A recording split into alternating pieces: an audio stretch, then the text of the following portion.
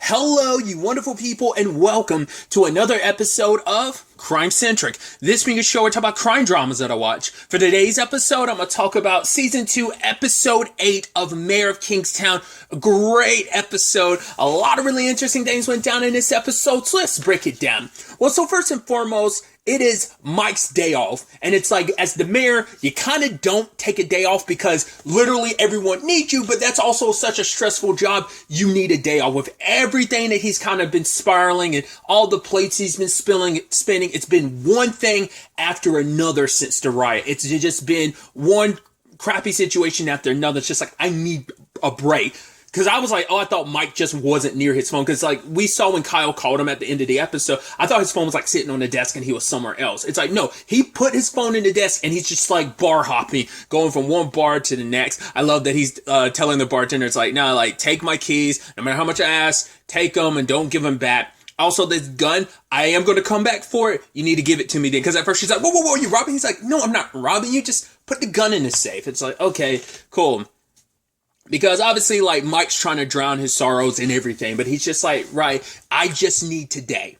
You know, we could get back to everything tomorrow. I need today. I'm going to drown myself. And because I think honestly, you could say probably ever since Mitch died, it's been one thing after another. I don't think he's had a break. I mean, that's not 100% fair and true because he has taken breaks with Iris. So I would probably more so put it in like the whole, yeah, there's something to think about. Like, he disconnected from the world in season 1 with Iris. So it's like, yeah, it's not like this is the first time he's done it. I mean, no Iris to kind of disconnect with. It's just kind of like drowning. And it's like, yeah, what happens when the mayor fully takes a day? Because if I remember correctly, when Iris and him were off the grid last season, it was just kind of like I don't think we really got too much going on while they were going. I mean, a lot happened.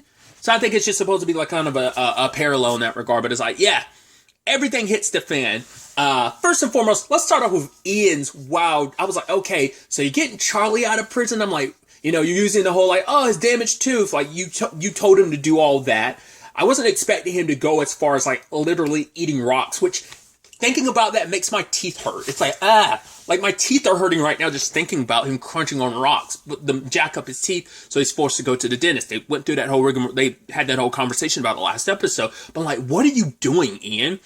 Ian rolls up on a guy's place. I'm like, what are you doing? I was like, is this something connected to Charlie? What is it? Oh, it's Ben. The moment it's like, oh, Ben, I was like, as in Robert's Ben? The same Ben that's snitching on Robert? Yo! And Ian's like, oh yeah, like this, oh, you should read this file. Oh, this is Charlie's file about everything that he's done. Like, he basically kidnapped and held people hostage. Also, he's raped people. And, Ian made a point to be like, don't say that word around him because he knows that word and it kind of sets him off. A dismemberment. It's like, oh, 17. Wow. So I'm wondering, because it seems like Charlie has like an impaired, what would be the mental impairment? So like, that's why I'm curious if that's the right phrasing for that. That might be the wrong phrasing for it, but I'm curious, because it's like mentally impaired. Like, I'm curious, is that something that happened after the fact, or has that always been a part of him? And just like, I mean, we didn't know nothing about Charlie, so we got thrown into the deep end on this. But I was like, I wonder, because it felt like Ian was setting the stage with the Charlie stuff, like, well before. Wasn't that before the Robert stuff? Or was it the episode Robert brought it up about? And it's like, no, because they didn't find out about it being Ben until last episode. So Ian felt like this was the opportunity to use Charlie, but I guess it's like he's always had a good enough relationship with Charlie because it's like, hey, we'll find out more about, because I guess maybe Ian's the one who arrested Charlie, and so they have a good enough rapport, like he knows how to handle Charlie, or kind of use and manipulate Charlie, but I guess it's like, they have enough of a rapport that he's like, okay, so where's more of the bodies and stuff like that? Okay, good. I guess maybe Ian's always had this in the back tuck in case he needed it, but I think the Ben stuff is what he wanted to use it for. Now, maybe that was never going to be the plan of using Charlie in this way. Who knows what was going through Ian's head? I was like, wow, once again, that veil of blue runs deep. I mean, you can make the argument, it's like, well, his guy Ben turned on Robert. But it's like, yeah, he's like, Robert's a psychopath. And that was the whole argument they were making. It's like, yo, Ben was in there giving it just as much, you know? But it's like, I don't know, man. I mean, I guess that's a psychopath for you. They keep it super low key. It's like, the guy does his job. He definitely skirts that gray and that super, I don't know, lane. Not even gray, that just, that's just super illegal lane that I'm like, I don't know. That's the problem. It's like, yo, he's one of the boys, so the boys are going to look after him, like Ian, Stevie, Kyle. They're going to have his back, even Mike. So it's like, yeah, we know Robert, but it's like, the moment Ben was saying all that, I'm like, man, I don't know, man. I don't know, like, the way we seen Robert kind of come in like a bull, like, most of the show, you're just like, it's like, you do some good, like, yeah, you got Ian and Kyle out of the situation in a riot, but I'm like, you also handle some situations, like, I mean, especially, like, let's not forget, like, our first introduction to Robert was during the whole thing of, like, yeah, Mike, like, it's like, oh, yeah, like, Mike being like, yo, kill the guy who killed Mitch. I mean, that was kind of like a unified decision. Like, everyone was kind of on board with that. But the fact is, he's willing to kind of go down that lane. Even Biz like, yo, the next innocent person he kills, that's going to be on you. And he ended, because Ben ended up calling the DA being like, wasn't Home Dude that Evelyn's boss, wasn't that the DA? Or was that like the mayor? The actual mayor? But wasn't he the DA? Or did they already, because I was like, Evelyn's supposed to be the new DA. But it's like, maybe Home Dude wasn't the DA. I thought he was the dude that Bunny killed, or had, like, put a hit out on that guy, like I said, Evelyn's boss, or who she was talking to about all this, and the person that Mike was giving all the smoke to. I think maybe he was like the mayor or something. Maybe he wasn't like the DA. Maybe he was something else. I don't remember. He might have actually been straight up the mayor or whatever. Either way, kind of irrelevant now. He's gone, but it's like, yeah, called off the whole, hunt on Robert. But yeah, Ben ended up calling Charlie the word he didn't like. An instant came and snapped his neck. I was like, yo, what are you going to do, Ian? Ian's like staging the crime scene, breaking stuff, taking his wallet. It's like, cool, I locked the door. I need you to kick it, Charlie. He's like, but you have the key. I know, just kick the door, Charlie. Kicks it, makes it look like a robbery. Boom, good. You were wearing gloves, you were wearing booties, you had the hopefully none of your hair follicles fell out. So it's like, cool. We rolled through, we out. It's like, you better hope no one happened to see you there, but that's going to be a hot mess. Especially considering his family was just at Costco and they're about to roll through seeing that scene. That's jacked up. And when the time came, Ian was considering killing Charlie. I was like, I guess I see how you could spin this to be like, oh, he managed to get free. He is like this big time serial killer. I mean, we saw how quickly he snapped Ben's neck. So it's like, yeah, like Ian could spin that story. I mean, I would think with the angle and everything, that'd be an issue, but because how would you spin that? But it's like, maybe he started thinking about all that, or maybe he legitimately felt bad because it's like, right, Charlie, like, you, in this regard, you are innocent because I'm the one that used you like a weapon. It backfired on me. I'm the one that set all this in motion, so I can't put that on you. I can't put you down like some dog, like a wounded animal or something like that. It's like, because it's not even like it'd be a mercy killing. It's like, no, I'm doing this just to cover my own ass, so it's like, I'm not going to do you like that. So because I had to take that back. I was like, oh, putting someone down like a dog. I was like, I don't even want to think about that. It's like, it's that turn of phrase that, I guess because of the old yeller of it all, I guess that's why that phrase is there. I never really think about it too much, and now I'm just saying, I was like, I don't like that phrase. Like, put you down like a dog. I was like, I don't like that. But yeah, that's why I switched it over to just like a wounded animal that ended suffering type of situation. So, but I think Ian's just trying to probably figure out like, because he does feel guilty about it, regardless of who Ben was. It's like, cool, it worked out in the end. You got Robert off, and it's like, but if Robert does like start wilding, you are going to take the heat for that because you're going to feel guilty about like everything you did. I mean, yes, he's crossed the line. It's not even Mitt's words like, yo, the cops haven't done like stuff we've seen in the show. Be like, whoa. So, but going this far is another thing too, so, because I guess he's always worried there's a chance Charlie might talk to somebody and this might blow up in Ian's face, so I guess that's really kind of something he's thinking about, like his entire world can come crashing down because of this, so he probably has to convince Charlie not to talk about it, so there's that. Your boy Bunny ends up getting out. He leaves his like right hand man in charge, left him with the keyboard set up. He's like, yo, bro, I'm about to make beats. And it's like, yeah, I'm out of here, but I'll make sure that no one actually is in, like, you get this place all to yourself. And he's like, all right, I get it. Like, I'll run things for you. And Bunny's happy to be out. It's like, yo, I'm about to take the crown. We're celebrating. It's like, yo, Mike, come through. I mean, we still got some stuff to work out, but hey, baby, like, this is the time to celebrate. And I do love, because like everyone's looking for Mike. Everyone's like, oh, where is Mike? And it's like, yeah. Maybe if Mike was around, maybe he probably could have convinced Ian not to do what he did, but it's like, well, Ian also didn't have Mike around to help with that, but maybe in the future he will. Then there's the whole situation with but circling back, it's like, Kyle and their mom is looking for him, because like the whole Jacob situation, Miriam's like, oh, you haven't talked to your brother? Like, I tried to call him about this whole Jacob thing, and Kyle's like, yo, I'm trying to call him about this Iris thing. He hasn't shown up about, either. So now Kyle's starting to get worried. It's like, yo, like, it's understandable why that concern would get you, because it's like, right, he knows about Bunny getting out, and it's like, yo, the Mexican leader's dead. The Bloods and like the AB might not be cool with this, so it's like someone might be putting a hit out on him. So that's what, I mean, you've already lost a brother to some like stuff in this lane, so it's like, of course you're going to be worried about losing another one. Like, it's always a potential, thing in the back of your mind.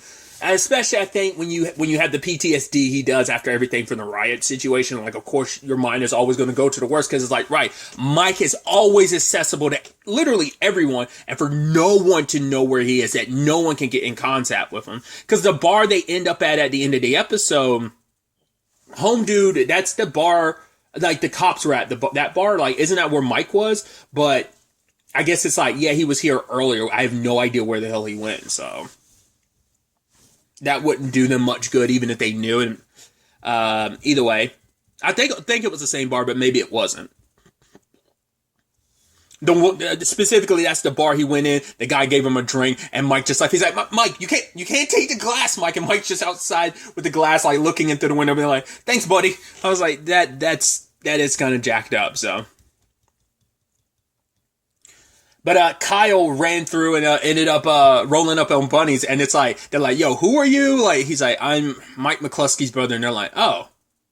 Because I was like, right, because anyone in this area, like, anyone in this lane of things would only know Mike and Mitch. They probably know about Kyle, the cop, but they probably have never met him before. He's never had a reason to kind of run through, so it's like, oh, let me spread. He's like, yeah, you're lucky I'm not, like, grabbing your nuts and, like, basically shoving your... It's like, yeah, how's it feel to be on the other side of it? It's like, yeah, that is kind of poetic and funny. That is like, yeah, you're the cop and you're the one that's kind of getting frisked and, like, treated like this. It's like, yeah.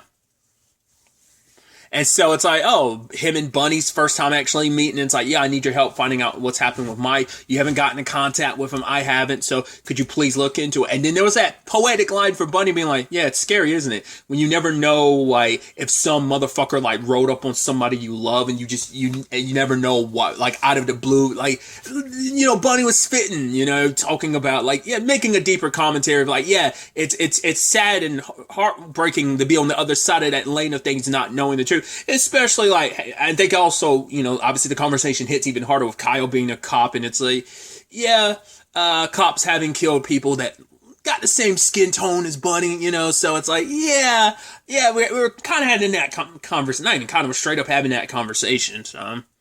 But Bunny runs through, like, calls him later, is like, yo, there's nothing. No, I haven't heard a whisper or been anything about anyone coming after Mike with some heat. Now, later on, when he hooks up with Allison, it's like, are we supposed to know who Terry is? We probably knew him, and I don't remember from season 1. So Terry might be someone we knew, and I just didn't remember. But her husband or whatever, SO, might have been her husband, might have been just a boyfriend, ended up dying at the riots. He was one of the people that, I guess he was one of the officers, maybe the correction officers there, and he maybe tried to help out. And she's like, right, he had to go off and die and be a hero. It's like, you left me, like... And then she was like, oh, and like, because after Mike slept with her, and it's like and she's like, and basically she said the line of, those colors. You could tell Mike was like, that made him uncomfortable. I was like, she hit him with the color. You're like, and that's one of those moments where you're like, oh, that's where this is a prime example of the age-old philosophy of don't stick your dick in crazy.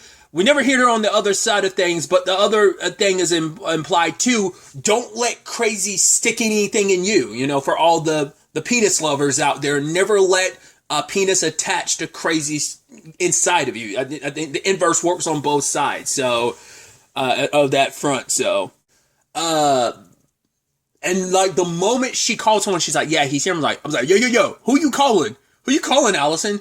I was like, yo, and she's like, oh, you want a coffee? It's like, oh, you're trying to keep him here. I'm like, and the fact that she was coming with that venom of like, yo, the fact that she said the colors and stuff, I was like, are you on that side of things?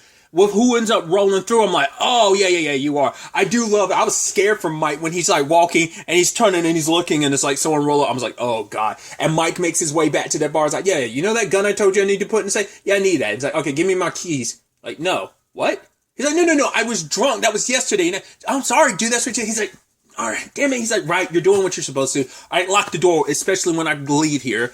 Yo, getting chased down in the car, like hopping over the car. I was like, yo, who's it gonna be? And seeing that was a white dude, I was like, yo, is that home dude? And it is. It's the guy it's the CO with like ties to AB, the one that like Kyle beat the ever living shit out of a couple episodes ago. So it's like, right. I guess he was trying to, either that was like AB coming after him, because that way it probably didn't like the head of the AB, he probably didn't go through more proper channels. You kind of don't have to go through proper channels, like as in like, oh, you have to put the word out to everyone in AB, you know, put a hit out on Mike, like I want Mike done. That's probably why Bunny didn't hear anything, because it's like, it's easy when you got a cop on your side. So Allison set him up like that. But it could also just be like, yo, that was him freestyling, doing that on his own. AB dude was super pissed about like Mike like shutting his shit down last episode with the drone, so it's hard to say. And I love Mike just kills the guy, casually picks up his shades and goes sit down. I thought he was going, I was like, oh, you're walking by a trash can, you're just going to throw the gun away? I'm like, also, like, I was about to say, you better wipe it down first, but he didn't. He just kept walking and sat at the bench. I was like, oh, okay. And I love the episode just ends with him running into Milo. I'm like, you literally pick now to roll up on me, Milo, and be like, hey, I heard you were looking for me. It's like, he must know Mike has the bonds. That must have gotten to him. Maybe he doesn't know yet. But I'm like, yo, it's kind of like, Mike just kind of looks up on him. It's like, yeah, it's like, yo, the moment I stop drinking and it's like, yeah, I got to get back to what I do. The moment I do, that's when the shit like finds its way to me. It's like, he can't escape it. It's always going to find its way to him. You know, the fact is, home dude tried to gun you down, like not gun you down, run you down. And then also like Milo literally showing up seconds after you popped home dude. It's like, yo. Some other elements to kind of, fill in. I talked about it a little bit, but yeah, Robert is cleared and they're thinking like, oh yeah, Mike must have done something. It all worked out. But I'm like, I don't think we're done with that element yet. I mean, maybe that's kind of resolved for now, but I feel like, especially because they set up the whole thing of Ben being like, yo, the next time Robert kills someone innocent, that's going to be on you. I feel like we're going to probably get something like that. Whether that's the season or not, that's a whole conversation. But Miriam did try to find Jacob, but it seems like he was supposed to only be transferred like the next day because she thought she had time for Mike to go deal with that, but then it's like, no, it's already happened. I'm like, why is that? I wonder, did Mike because Mike was only going to talk to him, not unless Mike put some stuff through, because obviously he got Bunny out, so he kind of pushed that on Evelyn last episode. But it could just simply be like, yeah, but why? Like, what would expedite Jacob's circumstances, you know? Like, yeah, he was supposed to have, like, a whole day. That's what Miriam was kind of hoping for, to try and talk to him beforehand, to be like, yeah, my son, I haven't been able to get in contact with him, but it's like, yeah, that's kind of a moot point now. And it's like, yeah, it's going to be, like, a couple weeks. It's going to be, like, a full week or something like that, or maybe even a couple days before, like, they really find out where he is, before he's fully processed, so... That's interesting. Like I said, I'm just constantly being like, okay, they paid off that Charlie thing, because I was like, where's this storyline going? It went where it went. Now I'm like, okay, so is this Jacob thing? Once again, it might just be a representation of, once again, all the everyone wants something from Mike in some shape or form. That it's like, yeah, it's not just the outside world. Your family wants something from you too, because your position as mayor, there's a lot that can benefit. Kyle's just trying to find himself. Miriam, despite her beef with you, but that had a lot to do with Mitch's death. She's kind of taking advantage of your situation as mayor, or at least asking for help. So I also love everyone at the office looking for Mike at the end, being like, Ian's there. Bunny's cousin shows up. Kyle's there, and it's like, wait, where's Mike? Like, none of us know where he is, So I just love that. And then everyone finding out, like, his phone was left there. Other than that, we catch up with the Joseph, Iris, and Milo of it all, where it's kind of like, okay, so Iris and Milo, I think, had their first talk since she came back to him and he hooked her up at Joseph's spot. But it's like, okay, so I thought it was so interesting where Milo looks at Iris in a certain light, because he's like, man, it's kind of a waste of your talents. And Joseph was like, there are no talents. She has no talents. And Milo looks at him and is like, it worked on you. It's like, because I wonder, is that implying like before Joseph worked with him, like Iris was the one that kind of like brought. I don't know if that was implying, or whether it's kind of like you say she has no talent, but she's bringing in the money or whatever. I don't know what he was kind of implying with that statement. It feels like there could be a multitude of things he meant by that. But he kind of broke Iris down, because for Iris, it's like, like Joseph, like I don't fear him despite him beating me, because it's not him that beats me, it's you. Yeah, yes, he's acting it out, but it's through your will. And it's like, once again, kind of that Stockholm syndrome thing, because like Iris feels like she has no one else, because it's like, right. And it's like, did you want to go back to your life in New York? She was like, yeah, it's a lie. He's like, yeah, but that lie will never leave you. That lie will never abandon you. You'll always have that lie by you. Like, that lie will never die. That lie will never get sick and have cancer. It's something that, God, he was making this whole point of those who give and those who get. And it's like the adulations that you get as the giver or something like that. And so kind of like, yeah, I get something out of it as like the giver in this regard. And I guess like because of her professional lane, she's also kind of a giver in that regard. But it's like, yeah, that lie, regardless of it being a lie, it was something, it's better than the nothing that you have now, kind of the nothing that you are. And he's just kind of like, it's just kind of the wasted potential. It's like, basically it's like, because you stuck with Mike rather than being loyal to me, you ended up where you are. So we will never 100% be good, I guess. And it's just kind of like, right, I'll never see you as kind of that special girl. I recognize your talents, but it's kind of wasted. But it's because you were wasted. You are wasted. And it's just like her kind of like tearing up at the end like that. So for that to be Milo there and then not seeing him until the very end of the episode. So we'll ultimately have to wait to see where all this takes us going forward into the next episode.